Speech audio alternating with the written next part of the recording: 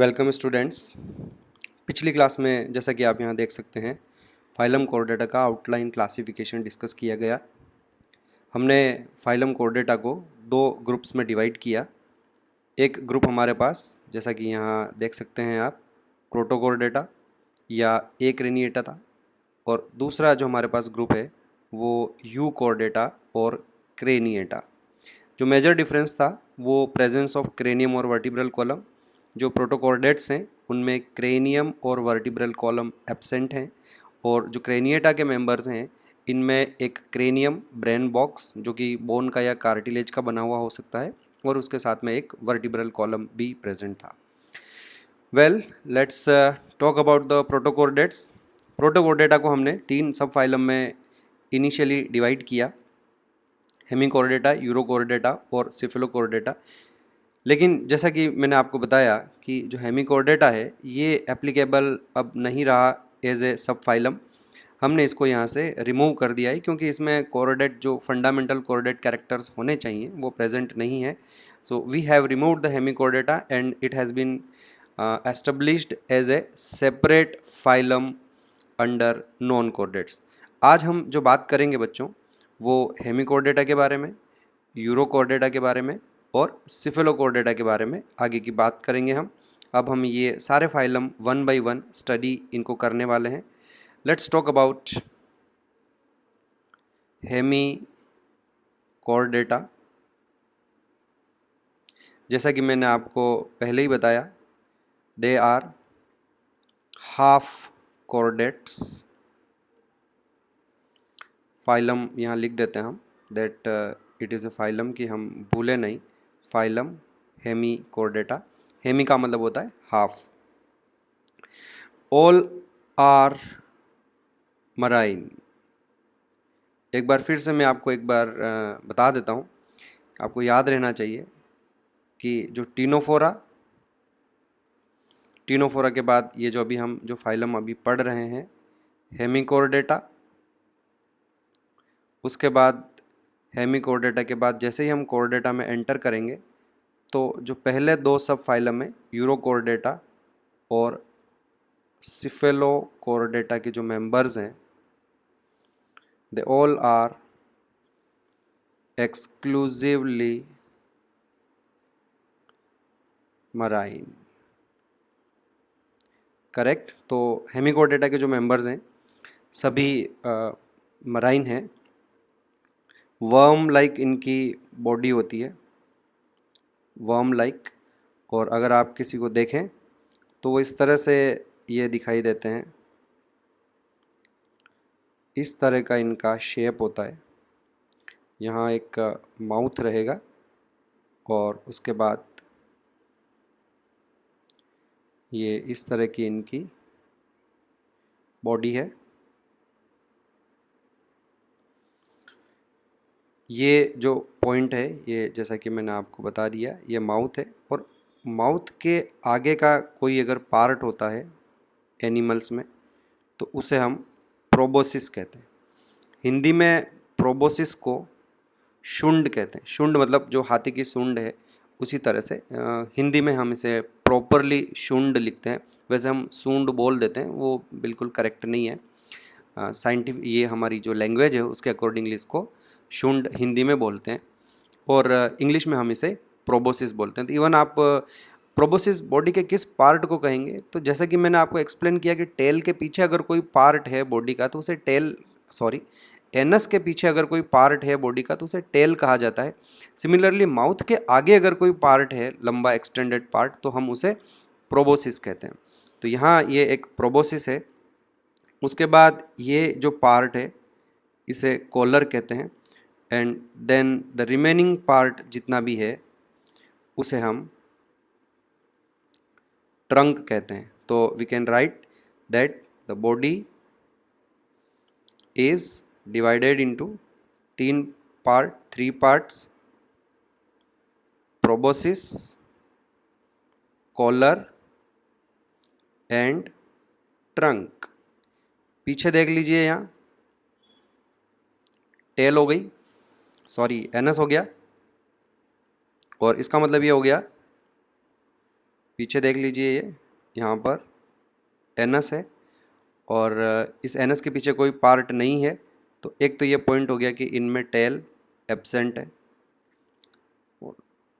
जैसा कि हम बात करते हैं कि tail is a characteristic of chordates, तो इनमें टेल नहीं है, तो obviously we have to keep them under non chordates.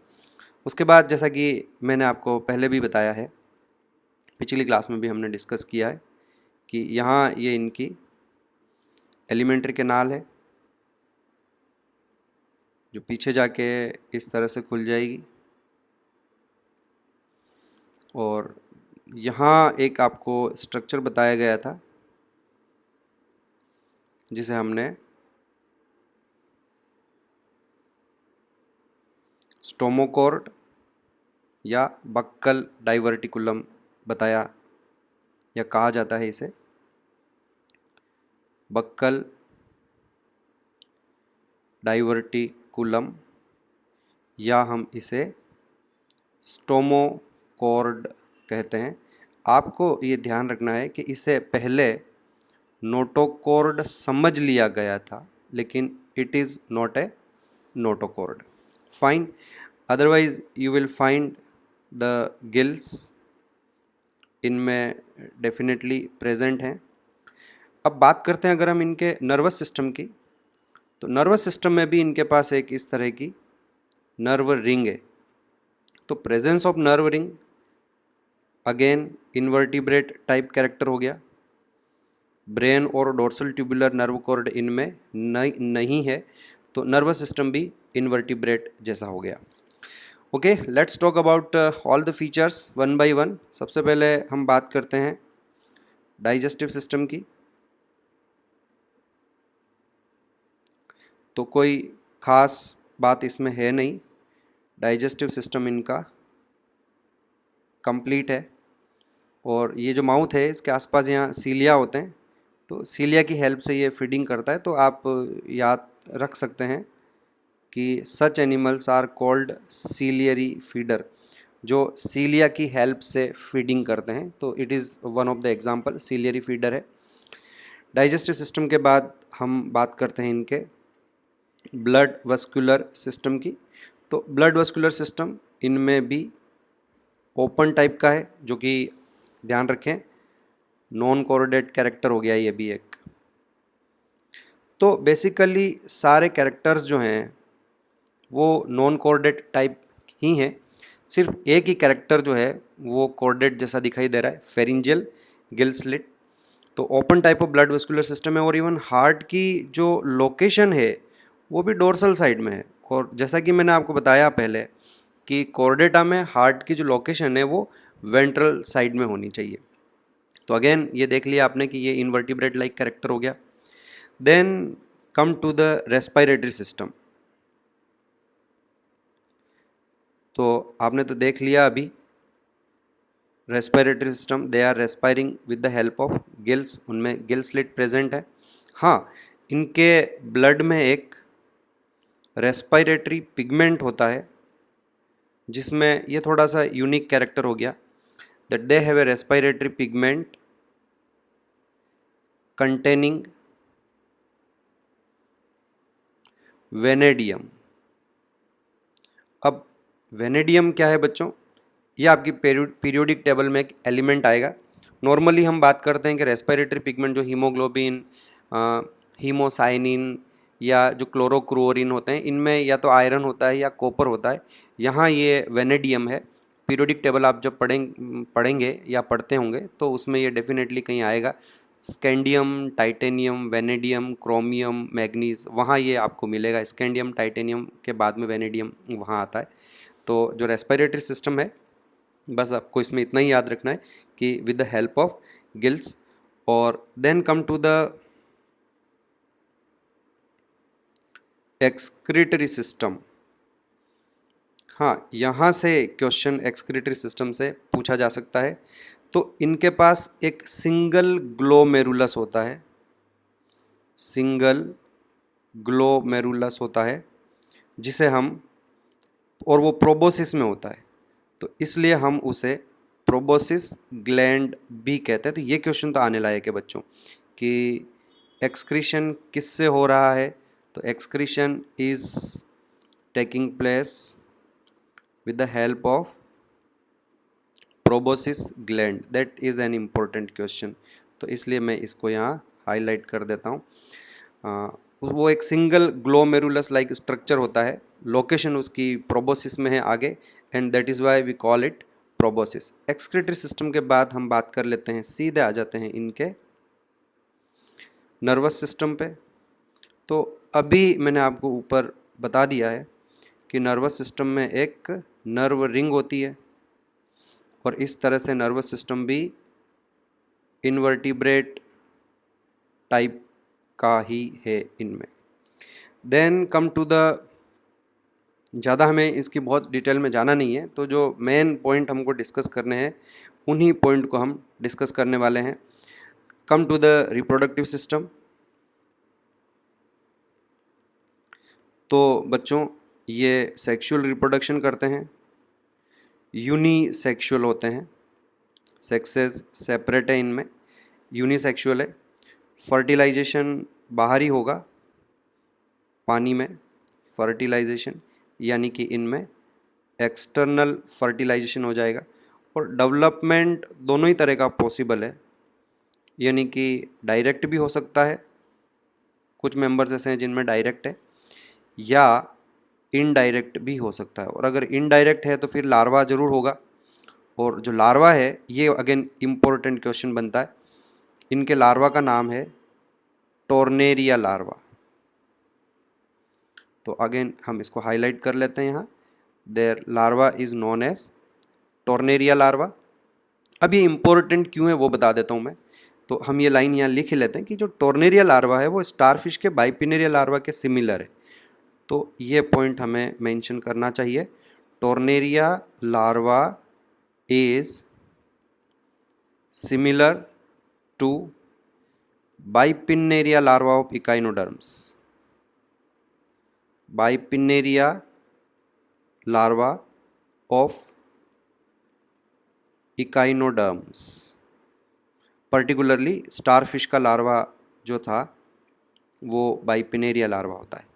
तो अब इम्पोर्टेंस क्या है, इससे क्या फ़र्क पड़ता है अगर दोनों एक दूसरे के सिमिलर हैं? इससे ये फ़र्क पड़ता है बच्चों, इससे हमें ये पता चलता है कि जो हेमिकोर्डेट्स हैं और जो इकाइनोडर्म्स हैं और इवन जो कॉर्डेट्स हैं, they all have had common ancestor. तो यहाँ इन दोनों के लार्वा सेम होने से इन दोनों की जो एंसिस्ट्री है वो कॉमन एंसिस्ट्री होने का यहाँ हमें पता चलता है।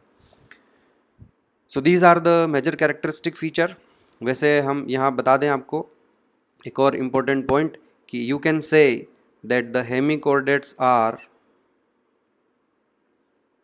बिल्कुल बोल सकते हैं आप, hemichordates are connecting link between chordate and non chordate, connecting link between chordates and non chordates. क्योंकि ये एक ऐसा एनिमल है, खुद तो नॉन कॉर्डेटा में आता है लेकिन इसमें कुछ कॉर्डेट कैरेक्टर भी प्रेजेंट हैं, and that's why it is a connecting link between chordate and non chordate.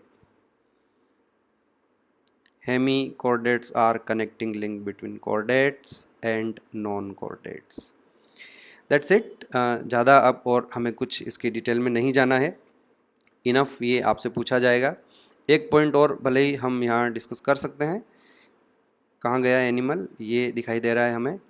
तो एक यहाँ डायग्राम बना देते हैं, आपके दिमाग में एक पिक्चर बना लेते हैं। प्रोबोसिस में यहाँ मैं एक ऐसा स्टार टाइप कुछ भी बना लेता हूँ, अभी हमको एग्जैक्टली बनाने की ज़रूरत नहीं है।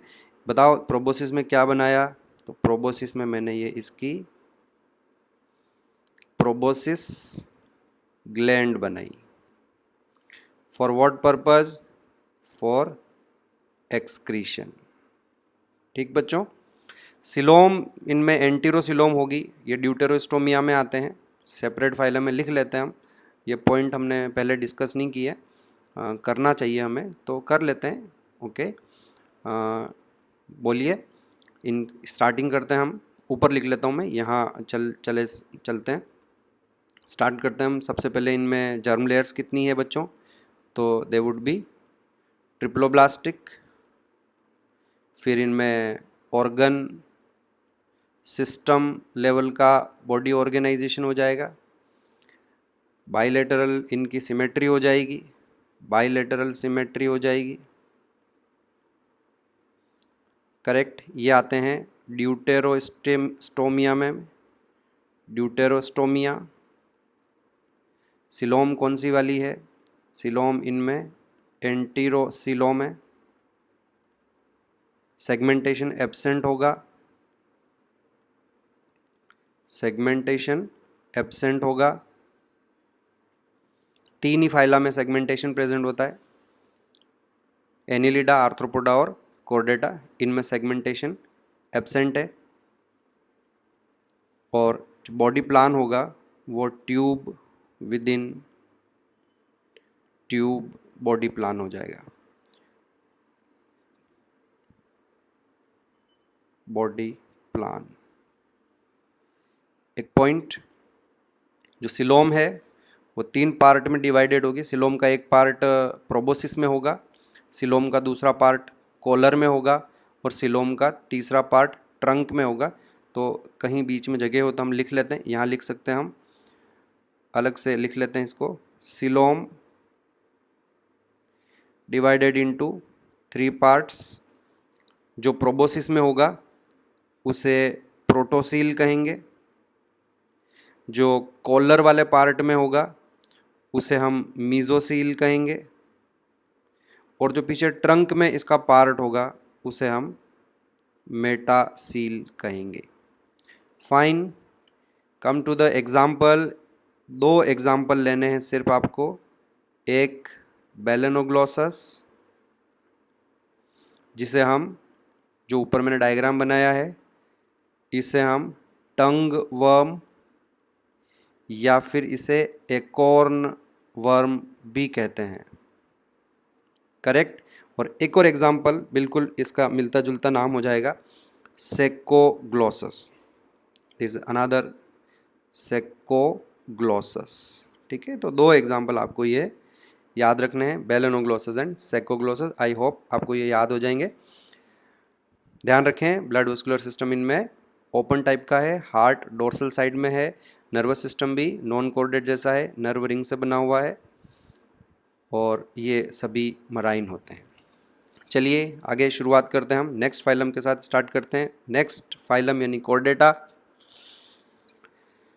अब देखिए आप वापस ऊपर कल वाले डायग्राम में जाएं हम, ये आ गया हमारे पास। तो हमने हेमिकॉर्डेटा पढ़ लिया है। अब हम बात करेंगे आज यूरोकॉर्डेटा और सिफेलोकॉर्डेटा में।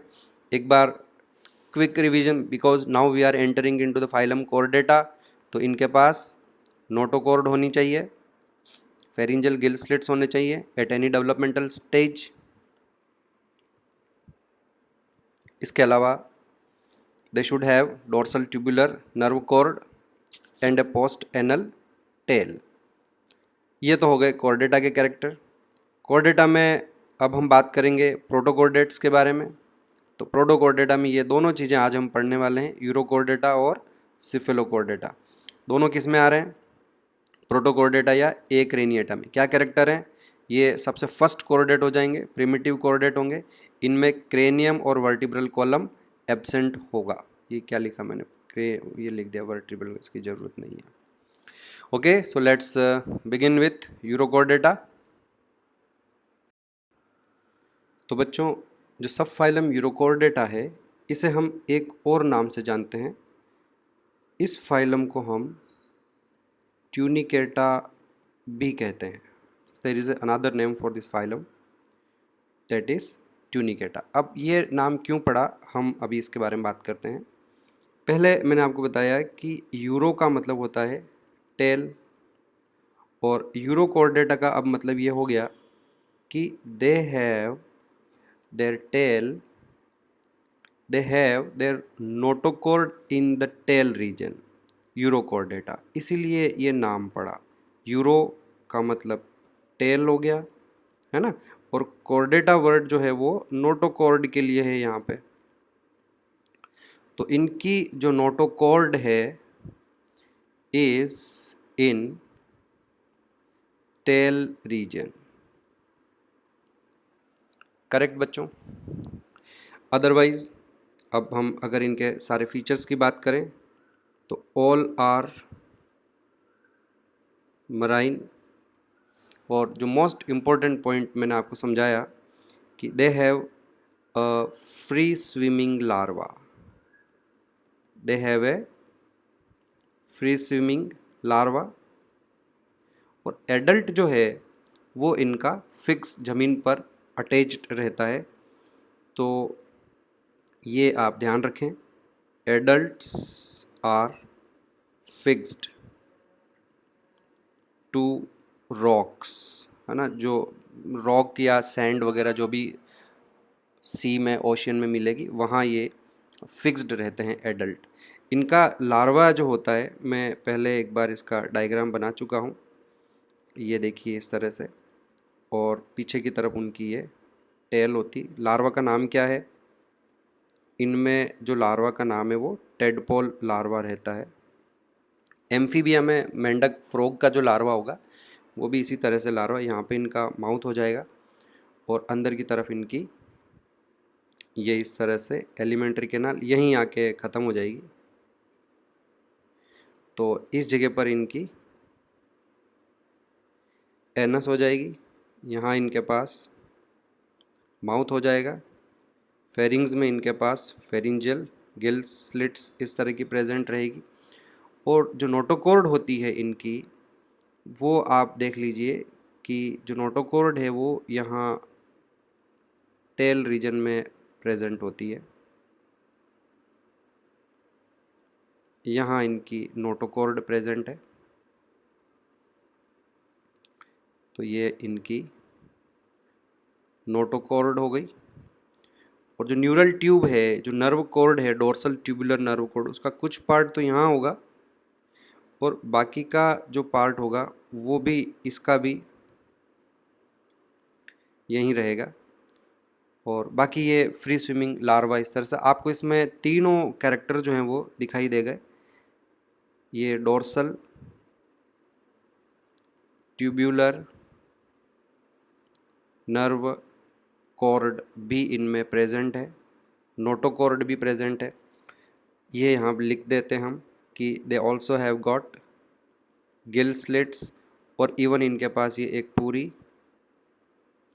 टेल जिसको हम कहते हैं पोस्ट एनल, वो भी लार्वा में प्रेजेंट है, फ्री स्विमिंग लार्वा होता है। बट एग्जैक्टली व्हाट हैपन्स कि जब ये लार्वा मेटामॉर्फोसिस करेगा, एडल्ट में ये कन्वर्ट होगा, तो एडल्ट बिल्कुल दिखने में जो होंगे वो डिफरेंट होंगे। इसको इस नेक्स्ट पेज पे ले लेते हैं हम। If you look upon the structure of their adult, तो वो इस तरह के दिखाई देते हैं बच्चों, ज़मीन पर फिक्स्ड रहेंगे, और ये देखिए हम ये इस तरह से उनकी बॉडी होगी। इतना इतना पोर्शन तो वो बिल्कुल नीचे अंदर की तरफ अगर सैंड में है तो सबमर्ज्ड रहेंगे, और ये इनके अंदर इनकी फेरिंग्स और एलिमेंट्री कैनाल और वॉटेवर स्ट्रक्चर्स, यहाँ पे अंदर इनमें गिल स्लिट्स भी होंगे। दो इस तरह से बॉडी में यहाँ एपर्चर दिखाई देते हैं। इस एपर्चर को हम एट्रियल एपर्चर कहते हैं, एट्रियल एपर्चर, और यहाँ से पानी अंदर की ओर जाएगा तो इसे हम ब्रेंकियल एपर्चर कहते हैं। तो ये दो इस तरह के एपर्चर दिखाई देते हैं। Well there is one important point बच्चों कि इनके सारे जो, हाँ एक तो ये बता देता हूँ कि हमने ये देखा कि इनकी ये जो नर्व कॉर्ड है ये भी टेल मेटामॉर्फोसिस के समय ये जो इतना इतना पोर्शन है पूरा चला जाएगा, डिजनरेट हो जाएगा, रीअब्जॉर्ब हो जाएगा। तो यहाँ हम बना सकते हैं एक, इस जगह पर इसमें ये इनका न्यूरल गेंगलिया बना सकते हैं।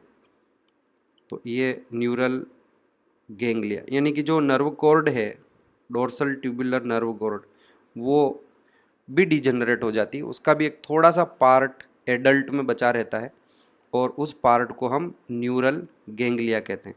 नोटोकॉर्ड पूरी चली जाएगी, गिल स्लिट्स बचे रहेंगे, टेल चली गई, यानी कि एडल्ट में अब सिर्फ एक ही कॉर्डेट कैरेक्टर बचा हुआ है, गिल स्लिट्स।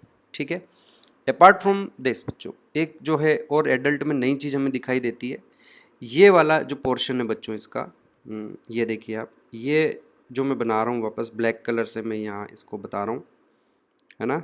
इस पोर्शन को आप देखिए, ये जो ब्लैक कलर की एक लाइनिंग मैंने बनाई है, इसको आप, मैं हाईलाइट कर रहा हूँ इसको येलो कलर से, इसको देखिए आप। तो जो एडल्ट एनिमल्स होते हैं बच्चों, उनमें ये बाहर वाला ये जो पार्ट होता है, इसे हम ट्यूनिक कहते हैं, या हम इसे टेस्ट भी कहते हैं, ट्यूनिक या टेस्ट। बेसिकली ये एक बैग लाइक स्ट्रक्चर है, और जो एक्चुअल एनिमल है वो अब इसके अंदर प्रेजेंट है। इनमें कुछ मीजोडर्मल सेल्स होती है, वही मीजोडर्मल सेल्स इस ट्यूनिक का प्रोडक्शन करती है। तो लिख लेंगे आप अपने नोट्स में that the tunic is produced by mesodermal cells. Well, question आपसे ये पूछा जाएगा कि ये ट्यूनिक जो है ना, कई सारे बच्चे जानते होंगे ट्यूनिक का, हमारे जो कपड़े होते हैं उनमें कई बार एक बाहर की तरफ गाउन जैसा हम पहनते हैं, आउटर कवरिंग, ड्रेस पहनने के बाद ऊपर से गाउन जैसा कुछ डाल देते हैं, तो उसे भी ट्यूनिक ही कहते हैं। और यहाँ पर भी इस बॉडी को कवर करने के लिए हमारे पास एक बैग लाइक स्ट्रक्चर है, एक सैक लाइक स्ट्रक्चर है, और इस सैक लाइक स्ट्रक्चर को हम ट्यूनिक या टेस्ट कहते हैं। और ऊपर आ जाएं हम, इस फाइलम को जो दूसरा नाम दिया गया है ट्यूनिकेटा, वो इसी वजह से दिया गया that a tunic or a test is present covering the body. तो यूरोकॉर्डेटा या ट्यूनिकेटा इसलिए कहा जाता है, यूरोकॉर्डेटा का तो बता दिया मैंने, नोटोकॉर्ड टेल में होती है इसलिए यूरोकॉर्डेटा, और ट्यूनिकेटा इसलिए कहते हैं क्योंकि जो इनके एडल्ट्स हैं उनकी बॉडी के ऊपर एक कवरिंग होती है, इस कवरिंग को हम ट्यूनिक कहते हैं। अगला यहाँ से क्वेश्चन आता है बच्चों, एक बड़ा ही इंपॉर्टेंट क्वेश्चन, वो ये आता है कि ट्यूनिक किस मटेरियल का बना होता है। तो the tunic is made up of ट्यूनिसिन, ये एक केमिकल कंपाउंड है। ट्यूनिसिन एक केमिकल कंपाउंड है, और बेसिकली ये बच्चों कार्बोहाइड्रेट है, इट इज़ ए कार्बोहाइड्रेट।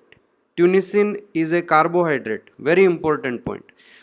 तीसरा पॉइंट इस ट्यूनिसिन से कि जो ट्यूनिसिन है इसका स्ट्रक्चर सेलुलोज से मिलता जुलता है। सेलुलोज भी एक तरह का कार्बोहाइड्रेट होता है जो प्लांट्स की सेल वॉल में मिलता है। एनिमल्स में कभी भी कहीं पर भी सेलुलोज नहीं मिलता है। Cellulose is a characteristic feature of plants only, उनकी सेल वॉल में ही मिलता है। हमारे किसी भी एनिमल किंगडम के किसी भी एनिमल में सेलुलोज नहीं मिलता है। और ये जो ट्यूनिसिन है ये भी सेलुलोज तो नहीं है, पर इसका स्ट्रक्चर सेलुलोज से काफ़ी मिलता जुलता है, and therefore the tunicin is known as animal cellulose, is called as animal cellulose. तो ये क्वेश्चन आपके बनता है, व्हाट इज एनिमल सेलुलोज, तो आप बोलेंगे ट्यूनिसिन को हम एनिमल सेलुलोज कह सकते हैं, because the structure, chemical structure of tunicin is very much similar to the cellulose, plants में जो सेलुलोज मिलता है। ओके बच्चों, तो इस तरह से आपने ये देखा कि किस तरह से लार्वा जो है एडल्ट में कन्वर्ट हुआ, ये इसका यहाँ पर मेटामॉर्फोसिस हो गया। और आपने क्या देखा मेटामॉर्फोसिस में, tell is lost, correct, and along with tail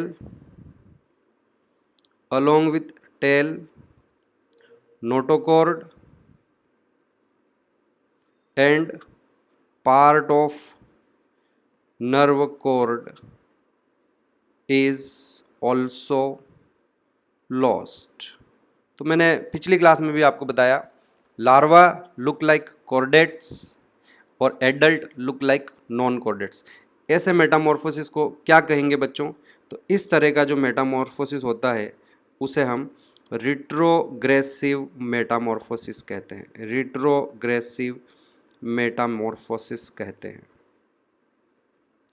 fine, okay, आगे बढ़ते हैं हम और इस एनिमल के बाकी कैरेक्टरिस्टिक फीचर जो हैं उनके बारे में डिस्कस कर लेते हैं, ब्रीफली करेंगे। अब इससे ज़्यादा कोई क्वेश्चन नहीं आएगा, मेजर तो आपको यही ध्यान रखना है, मेटामॉर्फोसिस वाला पॉइंट ही आपको याद रखना है। बाकी पॉइंट में ब्रीफली जल्दी से डिस्कस कर लेता हूँ। डाइजेस्टिव सिस्टम जैसा कि आपने देख ही लिया है, कंप्लीट है, कोई नई चीज़ नहीं है। हाँ, एक नई चीज़ डेफिनेटली है उसमें जो डिस्कस करने लायक है, वेरी इंटरेस्टिंग, कि इनकी जो फेरिंग्स होती है, ये देखिए कि अगर मैं फेरिंग्स का सेक्शन काटूँ, बिल्कुल घटिया डायग्राम बन गया ये।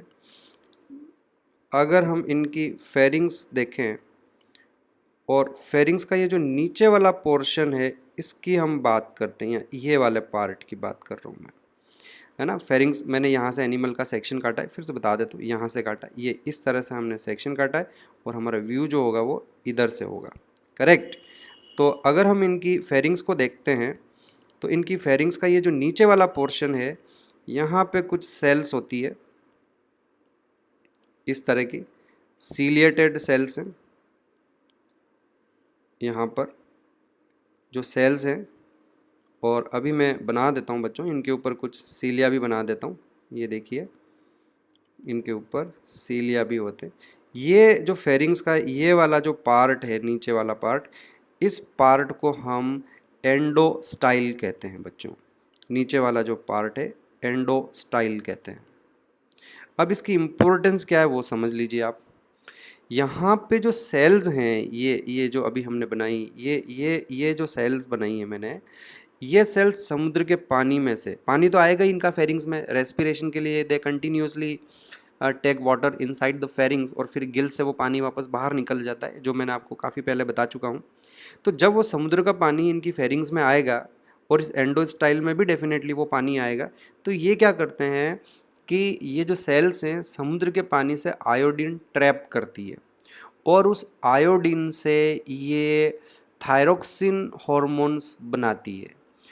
हायर वर्टिब्रेट में थायरोक्सिन हार्मोन बनाने के लिए हमारे पास अलग से एक डेडिकेटेड ग्लैंड है, थायरॉयड ग्लैंड, जो हमारी गले में हमारी फेरिंग्स के ठीक नीचे होती है। तो बेसिकली आगे जाके फ्यूचर में यही होने वाला है कि ये जब हम हायर वर्टिब्रेट की हम बात करेंगे तो उनमें क्या होगा कि ये पोर्शन तो हो जाएगा सेपरेट, ओके, इससे तो बन जाएगी उनकी फेरिंग्स, और ये वाला पार्ट जो है फेरिंग्स से डिटैच हो जाएगा और it will be converted into thyroid gland. So this is very interesting part, है ना। तो ये मैं आपको पॉइंट यहाँ बताने जा रहा हूँ, हम इसको लिख लेते हैं। Endostyle, the cells of endostyle, the cells of endostyle absorb iodine from sea water and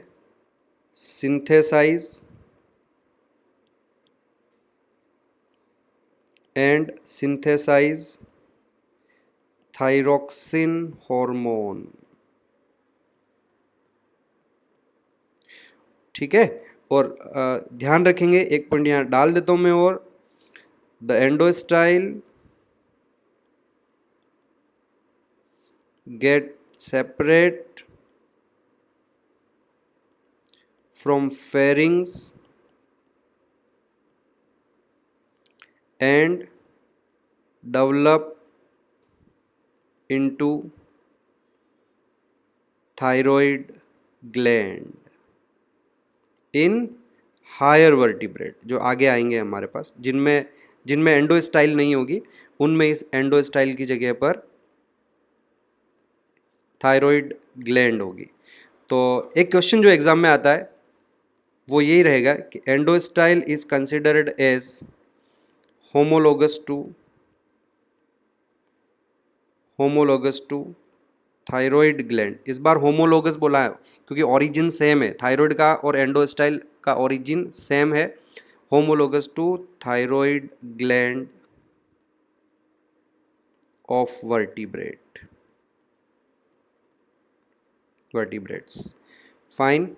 तो ये हो गया डाइजेस्टिव सिस्टम। डाइजेस्टिव सिस्टम के बाद हम बात करते हैं बच्चों इनके रेस्पिरेटरी सिस्टम के बारे में। तो कोई ख़ास बात नहीं है रेस्पिरेटरी सिस्टम में, अभी आपने देख लिया, दे हैव गॉट गिल्स, और some scientist says that they also have respiratory pigment containing vanadium, जैसा कि अभी हमने थोड़ी देर पहले देखा, किसमें, बेलेनोग्लॉसस में हमने देखा, तो रेस्पिरेटरी पिगमेंट कंटेन्स वेनेडियम। तो कुछ साइंटिस्ट बताते हैं कि इनमें भी ऐसा ही है। अब आ जाते हैं इनके ब्लड वेस्कुलर सिस्टम पे। Now that is important. Blood vascular system unique है बच्चों, इन द सेंस कि they are having open type of blood vascular system. अब कोर्डेटा में मैंने आपको पहले बताया है कि chordates have closed type of blood vascular system, तो सभी कोर्डेटा में क्लोज्ड ही होगा। एकमात्र एक्सेप्शन ये यूरोकोर्डेटा रहेंगे that they have open type of blood vascular system. Otherwise heart की जो लोकेशन है वो वेंट्रल है, हार्ट इनका वेंट्रल रहेगा। और एक इनमें यूनिक फीचर और है इनके ब्लड सर्कुलेशन में। नॉर्मली हम देखते हैं कि हमारे हार्ट से ब्लड आर्टरीज में जाता है, आर्टरीज से वेन में, और वेन से घूम के वापस हार्ट में आ जाता है। यूनिडायरेक्शनल फ्लो होता है ब्लड का। इनके बॉडी में जो ब्लड का फ्लो है उसका डायरेक्शन हर 1 मिनट के बाद चेंज हो जाएगा। 1 मिनट तक लेफ़्ट टू राइट चलेगा, तो अगले 1 मिनट में राइट टू लेफ़्ट चलता है। तो एक ये भी बड़ा इंटरेस्टिंग इनमें होता है that the direction of blood flow changes every minute, तो ये इनमें ब्लड वेस्कुलर सिस्टम में इस तरह से चेंज होता रहेगा। Come to the next system, excretory system की बात करें। एक्सक्रीशन के लिए इनके पास जो हमने एक न्यूरल गैंग्लिया बताया था उसके ठीक ऊपर एक ग्लैंड होती है जिसे हम सुप्रा न्यूरल ग्लैंड कहते हैं, है ना। अब इस ग्लैंड के नाम में न्यूरल क्यों वर्ड आ रहा है? Because of the location. वो जो सुप्रा न्यूरल ग्लैंड है, यहाँ बना देते हैं हम, अब जगह है नहीं हमारे पास, तो एक काम करते हैं, पहले इस न्यूरल गैंग्लिया को तो नीचे कर देते हैं, ताकि इसको तो मैं बना देता हूँ यहाँ पर। ये तो हो गया हमारा न्यूरल गैंग्लिया, ठीक है। ये डायग्राम आपको पता है बच्चों, ये देखिए, ये तो हो गया हमारा न्यूरल गैंग्लिया। और इस न्यूरल गैंग्लिया के ऊपर की ओर यहाँ हम एक ग्लैंड बना रहे हैं। इस ग्लैंड को नाम दिया जाएगा सुप्रा न्यूरल ग्लैंड। अब जस्ट ये नाम इसका सुप्रा न्यूरल इसलिए क्योंकि इसकी लोकेशन न्यूरल गैंग्लिया के ऊपर है। फंक्शन इसका हो जाएगा एक्सक्रीशन, करेक्ट। तो यूरोकोर्डेटा में एक्सक्रीशन किसकी हेल्प से होता है? इन यूरोकोर्डेट एक्सक्रीशन अकर्स थ्रू सुप्रा न्यूरल ग्लैंड। अब इनके नर्वस सिस्टम पर आ जाए। मैंने बता दिया है नर्वस सिस्टम इनका कैसा है कि लार्वा में तो डोर्सल ट्यूबुलर नर्व कॉर्ड होती है। नर्वस सिस्टम में आप देख लें, लार्वा में तो इनके पास एक डोर्सल ट्यूब्यूलर नर्व कॉर्ड होती है, पर उसका मेजर पार्ट टेल में प्रेजेंट है, और मेटामॉर्फोसिस में टेल चली जाती है, तो टेल के साथ साथ उसका मोस्ट ऑफ द पार्ट भी चला जाएगा। What is remain in the adult is a portion of that nerve cord जिसे हमने न्यूरल गैंग्लिया कहा है। फाइन बच्चों, इट्स ओके, ज़्यादा यहाँ से भी कोई क्वेश्चन आने की संभावना नहीं है। Come to the reproduction. Chordate सारे यूनिसेक्सुअल होते हैं, पर ये अगेन यहाँ पर एक्सेप्शन है, तो मैं इसको अलग कलर में लिख देता हूँ। रिप्रोडक्शन, इसमें जो मोस्ट ऑफ द मेंबर्स हैं बच्चों वो बाईसेक्सुअल होते हैं, तो ये एक्सेप्शन हो गया कॉर्डेटा में। तो हर्डमानिया, ये जो हमारे यूरोकॉर्डेट्स हैं, ये 2 पॉइंट में एक्सेप्शन है कॉर्डेटा से अगर हम कंपेयर करें तो, कि ये कॉर्डेटा में होते हुए भी they have got open type of blood vascular system, और कॉर्डेट में होते हुए भी ये बाईसेक्सुअल होते हैं। और इनमें जो ओवरी और टेस्टिस हैं वो एक ही एनिमल में प्रेजेंट होंगे, दोनों सेक्सेस एक ही एनिमल में होंगे। और गोनेड इनमें यूँ ओवरी टेस्टिस अलग नहीं है, दे हैव ओवोटेस्टिस, यानी कि एक ही गोनेड होगा जो ओवा भी बनाएगा और स्पर्म भी बनाएगा। और ऐसा सिनेरियो हमने इससे पहले स्नेल्स में देखा था कि जो पाइला था, पाइला के बारे में हमने बात करी, उसमें भी ओवोटेस्टिस होते हैं। तो इसी से एक ही स्ट्रक्चर से ओवा भी बनेंगे और उसी से स्पर्म भी बनेंगे। फर्टिलाइजेशन इनमें एक्सटर्नल होगा, फर्टिलाइजेशन एक्सटर्नल होगा। डेवलपमेंट इनमें जैसा कि बता ही दिया है मैंने आपको, इनडायरेक्ट है, they have got a larva, और लार्वा का नाम क्या है, टेडपोल लार्वा। ओके बच्चों, now come to the classes. जो हमारी सब फाइलम यूरोकॉर्डेटा है, इस सब फाइलम यूरोकॉर्डेटा को हम 3 क्लासेस में डिवाइड करेंगे। पहली क्लास है लार्वेशिया। वैसे मुझे क्लास लेवल पर जाने की ज़रूरत नहीं है, पर कुछ पॉइंट है जो एक्सप्लेन करना चाहता हूँ, इसलिए मैं इनकी 3 क्लासेस के नाम भी बताऊँगा। लार्वेशिया, दूसरी क्लास है एसिडिएशिया, और तीसरी जो क्लास होगी वो है थेलिएशिया। तो ये देखिए 3 क्लासेस है, ये 3 क्लासेस हो गई। फाइलम कॉर्डेटा, सब फाइलम यूरोकॉर्डेटा और सब फाइलम यूरोकॉर्डेटा की 3 क्लासेस हम ब्रीफली देखेंगे, हमको कोई बहुत ज़्यादा इसमें नहीं जाना है। लार्वेशिया, एसिडिएशिया और थेलिएशिया। क्यों बताना चाह रहा हूँ मैं इन 3 क्लासेस के नाम, ये इसकी वजह से, लार्वेशिया की वजह से।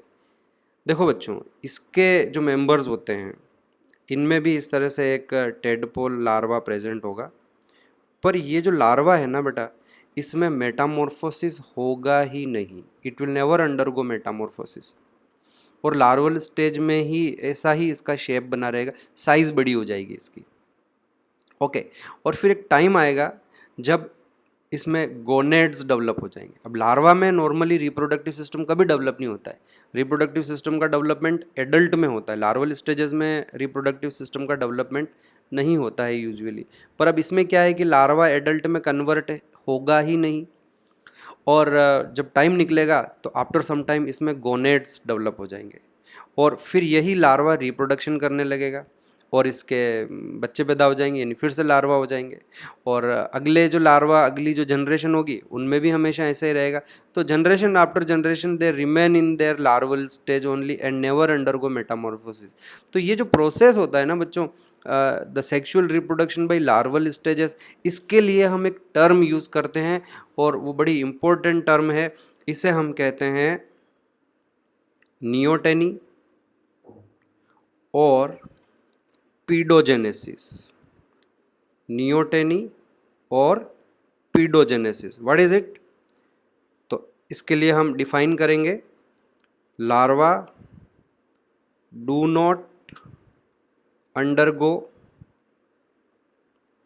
मेटामॉर्फोसिस, यानी कि उसमें मेटामॉर्फोसिस नहीं होगा, larva do not undergo Metamorphosis and start sexual reproduction, और वो सेक्सुअल रिप्रोडक्शन करने लग जाए, इस प्रोसेस को हम नियोटेनी और पीडोजेनेसिस कहते हैं। करेक्ट बच्चों? और इस क्लास का नाम लार्वेशिया इसीलिए पड़ा कि इस क्लास के जितने भी मेंबर्स हैं वो सभी लार्वल स्टेजेस में ही रहते हैं, लाइफ लॉन्ग वो उसी स्टेज में रहेंगे। इसका एक ही एग्जाम्पल है ओइकोप्लूरा, इसका जो एग्जाम्पल है वो ओइकोप्लूरा। आपको इसका नाम याद रहे तो अच्छी बात, नहीं याद रहे तो भी कोई बात नहीं बच्चों। दूसरी हमारी जो क्लास है वो है एसिडिएशिया। इसमें मुझे कुछ नहीं बताना है, और मुझे बस ये प्रोसेस एक्सप्लेन करना था आपको, व्हाट इज़ नियोटेनी और पीडोजेनेसिस, इसलिए मैंने ये क्लास यहाँ मेंशन की है क्योंकि इस पर कभी क्वेश्चन आ सकता है। वैसे अभी एक बात और बता देता हूँ मैं, यहाँ ये लिखा हुआ है नियोटेनी और पीडोजेनेसिस, मतलब नियोटेनी और paedogenesis are one and same thing as per your level अगर हम बात करें तो आप इसको समझ सकते हो कि नियोटेनी और पीडोजेनेसिस। लेकिन नियोटेनी और पीडोजेनेसिस में स्लाइट डिफरेंस होता है थोड़ा सा, चलो मैं आपको बता ही देता हूँ। लेकिन आप एक चीज़ ध्यान रखना, आप नियोटेनी और पीडोजेनेसिस को एक ही मानकर चलना, बट फिर भी आपको डिफरेंस तो इसमें स्लाइटली होता है, जो कई कई सारे लोगों को इसमें डिफरेंस उसके बारे में पता नहीं चलता। Let me explain it to you कि what is exactly neoteny. Neoteny जो होता है बच्चों, इसका मतलब होता है कि retention of larval character, retention of larval characters by adults, इसे हम नियोटेनी कहते हैं। ये एग्जैक्टली है। और जो ऊपर हमने ये डेफिनेशन लिखी ना, larva do not undergo Metamorphosis and start sexual reproduction, इस प्रोसेस के लिए करेक्ट टर्म जो है वो पीडोजेनेसिस है। अब इस तरीके से देखा जाए तो इवन ह्यूमंस में भी नियोटेनी प्रेजेंट होती है, कि जैसे हमारे हमारे पास हमारी एम्ब्रियोनिक स्टेज में हमारे जो सारा स्केलेटल सिस्टम होता है वो कार्टिलेज का बना होता है, और जब हम एडल्ट में कन्वर्ट होते हैं तो उस समय हमारी वो जो कार्टिलेज है वो बोन में कन्वर्ट होता है। तो हमारे हाथों में पाँव में ये जो बोन्स होती है ना बच्चों, ये एम्ब्रियोनिक स्टेज में पहले अर्ली स्टेज पर ये कार्टिलेज की बनी होती है और बाद में ये बोन में कन्वर्ट हो जाती है। लेकिन फिर भी एडल्ट बॉडी में कुछ कार्टिलेज ऐसी होती है जो बोन में कन्वर्ट नहीं होती, जैसे हमारे पिन्ना है, हमारे नोज़ हैं, या हमारे ट्रेकिया में कहीं कहीं कार्टिलेज रह जाती है और वो बोन में कन्वर्ट नहीं हुई है। तो इस तरह से एम्ब्रियोनिक कैरेक्टर जो है हमारा वो एडल्ट में भी रह गया है। तो इस प्रोसेस के लिए जो सही टर्म होगी वो नियोटेनी हो जाएगी। On the other hand larva larval stage में ही है, उसमें मेटामॉर्फोसिस हुआ ही नहीं है, और अर्ली बहुत रैपिडली उसमें जल्दी टाइम से पहले ही उसमें रिप्रोडक्टिव ऑर्गन डेवलप हो जाए और वो सेक्सुअल रिप्रोडक्शन करने लग जाए, तो उसके लिए जो हमारे पास टर्म है वो पीडोजेनेसिस है। तो ये एक जो पिन पॉइंट डिफरेंस होता है नियोटेनी और पीडोजेनेसिस में, वो मैंने आपको एक्सप्लेन किया है। लेकिन आप अभी मानकर चलें कि नियोटेनी और पीडोजेनेसिस एज ए सिनोनिम आपको ऐसा ही पूछा जाएगा। Okay, now come to the Ascidiacea. इसके बच्चों दो एग्जाम्पल हैं, एक हर्डमानिया जिसका डायग्राम मैंने ऊपर बनाया वो, और दूसरा एसिडिया। और आपको यही नाम याद रखना है, हर्डमानिया भूल जाएं तो कोई बात नहीं, एसिडिया नहीं भूलना है। थेलिएशिया के दो एग्जाम्पल हैं, एग्जैक्टली तीन एग्जाम्पल है, एक है पायरोसोमा,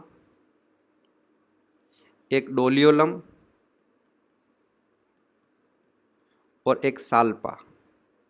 तो अब आपको क्या है कि ये याद रखने ज़रूरी हैं, डोलियोलम, साल्पा और एसिडिया। इनको मैं स्टार लगा दूं। ओइकोप्लूरा के लिए मैंने आपको पहले ही मना कर दिया, आपको उसका नाम याद नहीं रहे तो चलेगा, कोई बात नहीं। एसिडिया आपको याद रखना है, डोलियोलम आपको याद रखना है और साल्पा आपको याद रखना है। तो इस तरह से ये हमारा यूरोकोर्डेटा कंप्लीट होता है। यूरोकोर्डेटा को हमने एक और नाम दिया है, दैट इज़ ट्यूनिकेटा। अच्छा, एक जाते जाते एक बात बता देता हूँ रेड कलर से, पायरोसोमा के बारे में।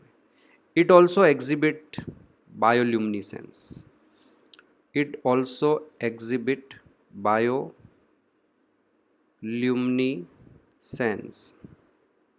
याद आया आपको? The process of emission of light by living organism is called bioluminescence.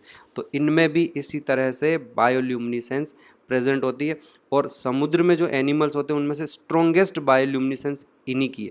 इसके पहले हमने बायोल्यूमिनेसेंस बच्चों टीनोफोरा के मेंबर्स में पढ़ा था कि दे ऑल्सो एग्जिबिट बायोल्यूमिनेसेंस, और ये जो पायरोसोमा है इट ऑल्सो एग्जिबिट बायोल्यूमिनेसेंस। और इसकी जो बायोल्यूमिनेसेंस है वो स्ट्रॉन्गेस्ट लाइट है, इसकी strongest light in marine organisms की अगर हम बात करें तो उनमें से सबसे ज़्यादा स्ट्रॉन्गेस्ट लाइट इसी की है। फाइन, अब हम बात करते हैं तीसरा जो हमारा,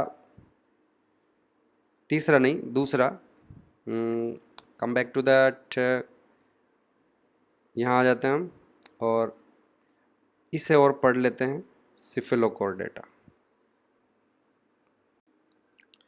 तो ये हमारे पास सब फाइलम सिफिलोकॉर्डेटा। इसका जो नाम पड़ा है सिफिलोकॉर्डेटा, तो जैसा कि हमने पिछली क्लास में भी डिस्कशन किया था इस बारे में। सिफेलो का मतलब होता है हेड, और इनकी जो नोटोकॉर्ड है, अब ये आपको ध्यान रखना है, कई बच्चे गलती कर जाते हैं, नहीं करनी है। नोटोकॉर्ड जो है it extend from head to tail, आगे से लेके पीछे तक ये इसमें एक्सटेंडेड रहती है। आप इसका एक डायग्राम देख लीजिए। ये जो हमने यहाँ पर एनिमल बनाया है ये एम्फीऑक्सस है। इसे हम ब्रेंकियोस्टोमा भी कहते हैं, ब्रेंकियोस्टोमा भी कहते हैं। हेड बिल्कुल डिस्टिंक्ट नहीं है, क्लियरली बॉडी से सेपरेट नहीं रहता है, तो इसलिए जो बॉडी है उसको हम सिर्फ दो ही पार्ट में डिवाइड करते हैं। एक ट्रंक हो जाएगा और पीछे की तरफ ये इनकी टेल हो जाएगी। यहाँ देखिए आप, they have got a mouth, यहाँ आगे की तरफ एक ये माउथ हो जाएगा। और अगर आप इस माउथ को ध्यान से देखें तो यहाँ ये आपको कुछ टेंटिकल्स जैसे स्ट्रक्चर हैं वो दिखाई दे रहे हैं। यहाँ पे खूब सारे बारीक छोटे छोटे सीलिया भी होते हैं। तो इस जगह पर अंदर और everywhere you will find some cilia. तो सीलिया भी मूवमेंट करते हैं और ये जो टेंटिकल्स हैं ये भी मूवमेंट करते हैं, और इससे एक वाटर करंट जनरेट होती है, और उसी वाटर करंट के थ्रू जो फूड पार्टिकल्स हैं उनको कैप्चर किया जाता है। तो ये जो ऑर्गन आपको यहाँ दिखाई दे रहा है इस तरह का, इस पूरे स्ट्रक्चर को हम व्हील ऑर्गन कहते हैं, क्योंकि वो व्हील की तरह घूमता रहता है, उसे हम व्हील ऑर्गन कहते हैं। और इसी व्हील ऑर्गन की वजह से एक पूरा वाटर करंट जनरेट होती है। उस पानी को तो ये अपने मुंह में ले लेगा, और पानी के साथ साथ फूड पार्टिकल्स भी आ जाएंगे। पानी को तो फेरिंजियल गिल स्लिट से वापस बाहर फेंक दिया जाता है। इस व्हील ऑर्गन को एक और नाम दिया जाता है सीलिएटेड ऑर्गन ऑफ मूलर। इसे हम सीलिएटेड ऑर्गन ऑफ मूलर भी कहते हैं। ठीक है बच्चों, तो ये इसके डाइजेस्ट सिस्टम का पार्ट हो गया। यहाँ ऊपर की ओर देखें तो यहाँ एक हल्का सा आपको ये डिप्रेशन दिखाई दे रहा है। इस डिप्रेशन को हम हेड्सचेक पिट कहते हैं। इसे हम हेड्सचेक पिट कहते हैं। ये स्पेलिंग मैंने गलत लिख दी है, वो करेक्ट कर देते हैं। इसे हम हेड्सचेक पिट कहते हैं। तो ये एक साइंटिस्ट का नाम है, और उसी साइंटिस्ट के नाम पर इसका नाम पड़ा है हेड्सचेक पिट। यहाँ से म्यूकस का प्रोडक्शन होता है, और वो म्यूकस यहाँ से बन के फिर यहाँ आगे की तरफ आएगा और इधर आ जाता है ये म्यूकस, और उसी म्यूकस में फूड पार्टिकल्स जो हैं वो चिपक जाएंगे, और उस म्यूकस को तो फिर ये अपने अंदर ले लेगा। तो उसी म्यूकस के साथ साथ फूड पार्टिकल्स भी अंदर आ जाएंगे। इधर आप यहाँ देख सकते हो बच्चों, इसकी nerve cord, dorsal tubular nerve cord present है इसमें, जैसे कि कॉर्डेट में होनी चाहिए। बिल्कुल dorsal tubular single nerve cord है, और उसके ठीक नीचे ये देखो आप, हेड से लेकर टेल तक इसकी नोटोकॉर्ड भी हमें यहाँ दिखाई दे रही है। तो ये इसकी नोटोकॉर्ड हो जाएगी। पीछे जैसा कि मैंने आपको पहले बता दिया, ये वापस यहाँ पर टेल है, और ये इसके यहाँ पर फेरिंजियल गिल स्लिट्स हैं। तो 3 फंडामेंटल कॉर्डेट कैरेक्टर और 4th chordate character post anal tell. देखो ये इसकी यहाँ पे एनस है, तो एनस के पीछे टेल भी प्रेजेंट है। और ये जो आपको यहाँ पर दिखाई दे रहे हैं, ये जो मैंने ब्राउन कलर से बनाए हैं, ये बच्चों इसके मसल्स हैं, और सेगमेंटली अरेंज्ड मसल्स हैं। इन्हें हम यहाँ मायोटोम्स भी कहते हैं। ऊपर लेबल कर देता हूँ मैं इसे, दीज आर मायोटोम्स। तो बेसिकली ये सेगमेंटली अरेंज्ड मसल्स हैं, और इससे ये कंफर्म होता है कि इसमें सेगमेंटेशन क्लियरली विजिबल है। तो सेगमेंटेशन कोर्डेटा में हम बात भी करते हैं कि सेगमेंटेशन कोर्डेटा में प्रेजेंट है, और एम्फियोक्सस जो पहला कंप्लीट कोर्डेट है वो सेगमेंटेशन को बहुत अच्छे से एग्जिबिट भी करता है। ओके, एम्फियोक्सस में आगे बढ़ते हैं। हमने इसका बॉडी का स्ट्रक्चर देख लिया। डाइजेस्टिव सिस्टम में कोई ख़ास बात इसमें है नहीं। डाइजेस्टिव सिस्टम जैसा कि आपको बताया है, कंप्लीट डाइजेस्टिव सिस्टम होगा, एक्स्ट्रा सेलुलर डाइजेशन है, वो सारे पॉइंट अब डिस्कस करने का कोई मतलब नहीं रह जाता है, हम बहुत बार उन पॉइंट्स को डिस्कस कर चुके हैं। आप डाइजेस्टिव सिस्टम में बस ये ध्यान रखना कि इसका जो माउथ है वो व्हील ऑर्गन प्रेजेंट होता है वहाँ, जिसे सीलिएटेड ऑर्गन ऑफ मूलर भी कहते हैं। तो ऐसा भी क्वेश्चन आता है कि सीलिएटेड ऑर्गन ऑफ मूलर किस एनिमल में मिलेगा, तो आंसर आपका हो जाएगा एम्फियोक्सस। और क्योंकि यहाँ पर भी सीलिया प्रेजेंट है, तो आप जिस तरह से अभी हमने हर्डमानिया के बारे में बात की है, इसको भी आप सीलियरी फीडर कंसिडर कर सकते हो, क्योंकि ये सीलिया की हेल्प से फीडिंग करता है। रेस्पिरेशन कोई ख़ास बात नहीं है, रेस्पिरेशन इनमें आपने देख ही लिया है, पानी में रहते हैं और गिल्स के थ्रू रेस्पिरेशन होगा। क्वेश्चन यहाँ से आएगा बच्चों इनके एक्सक्रीशन से। इनमें एक्सक्रीशन जो होता है वो फ्लेम सेल से होता है, फ्लेम सेल्स, या जिसे हम सोलेनोसाइट्स या जिसे हम प्रोटोनेफ्रिडिया भी कहते हैं। तो इस तरह के जो सोलेनोसाइट्स हैं वो इससे पहले हमने सिर्फ प्लेटीहेल्मिन्थीज में देखा था। तो ये एक अगेन प्लेटीहेल्मिन्थीज में भी फ्लेम सेल्स होती है, सोलेनोसाइट्स, और प्लेटीहेल्मिन्थीज के अलावा कोर्डेटा में, सिफिलोकोर्डेटा में आपको ये ध्यान रखना है कि they have got flame cells या सोलेनोसाइट। और इसके अलावा इनमें एक और नेफ्रिडियम होता है, जिसे अभी उस साइंटिस्ट के नाम पर ही हेस्चेक नेफ्रिडियम भी कहते हैं, हेस्चेक नेफ्रिडियम। तो इट ऑल्सो हेल्प इन, इसको अलग से लिखना है, आपको ध्यान रखना है कि ये फ्लेम सेल्स या सोलेनोसाइट्स अलग हैं, हेस्चेक नेफ्रिडियम अलग है। तो ये एक्सक्रीशन में हेल्प करते हैं। नर्वस सिस्टम बिल्कुल अभी बता दिया है मैंने, एक डोर्सल ट्यूब्यूलर नर्वस सिस्टम, तो इनके पास एक dorsal tubular nerve cord present है, और कोई सिस्टम बीच में रह तो नहीं गया। Respiratory system, blood vascular system रह गया बच्चों, हमने उसके बारे में बात नहीं की।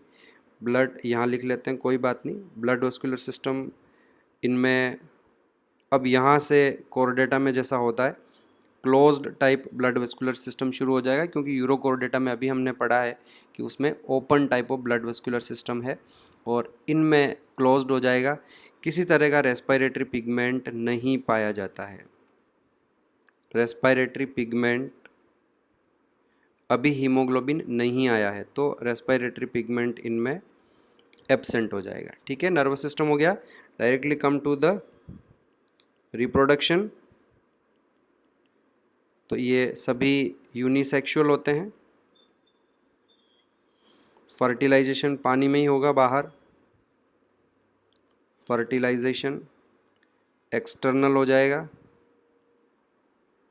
डेवलपमेंट इनडायरेक्ट है, पर लार्वा का कोई स्पेसिफिक नाम नहीं है। एम्फियोक्सस का लार्वा ही कहते हैं, लार्वा ऑफ एम्फियोक्सस, नथिंग, कोई स्पेसिफिक नेम नहीं दिया गया है उसे।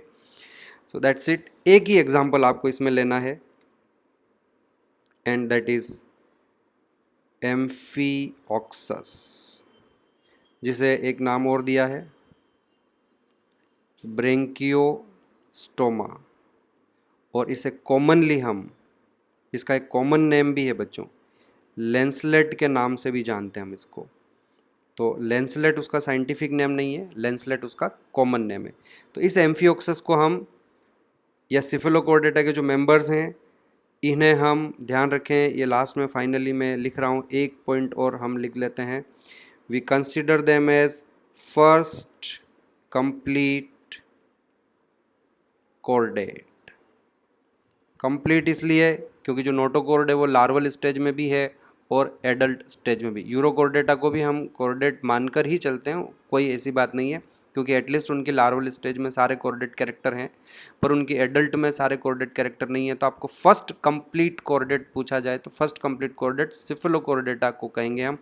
और जो ये ब्रेंकियोस्टोमा है इसको तो हम पर्टिकुलरली टिपिकल कोर्डेट कहते हैं, क्योंकि ये चारों कोर्डेट कैरेक्टर को शो करता है। That's why it is known as typical chordate. तो दैट्स इट बच्चों, ये हमारा आज जो प्रोटोकोर्डेटा या एक्रेनिएटा वाला पार्ट है वो कंप्लीट हो गया। और हमने इससे पहले हेमिकोर्डेटा पढ़ लिया, और हेमिकोर्डेटा के साथ हमने यूरोकोर्डेटा और सिफिलोकोर्डेटा को भी आज कंप्लीट कर लिया। अब हम अगली क्लास में शुरुआत करेंगे यूकोर्डेटा और वर्टिब्रेटा की। और जैसा कि आपको मैंने पहले बताया है कि वर्टिब्रेटा में हमारे पास पहले दो डिवीज़न हैं। एक डिवीज़न एग्नेथा जिनमें जॉज एब्सेंट हैं, और एक नेथोस्टोमेटा जिनमें जॉज प्रेजेंट है। इसमें हम ऑस्ट्रेकोडर्मा को अब नहीं पढ़ेंगे हम, क्योंकि वो एक्सटिंक्ट हो चुके हैं सारे। तो हमारी जो शुरुआत होगी वो सीधी साइक्लोस्टोमेटा से होगी। ओके बच्चों, थैंक यू वेरी मच।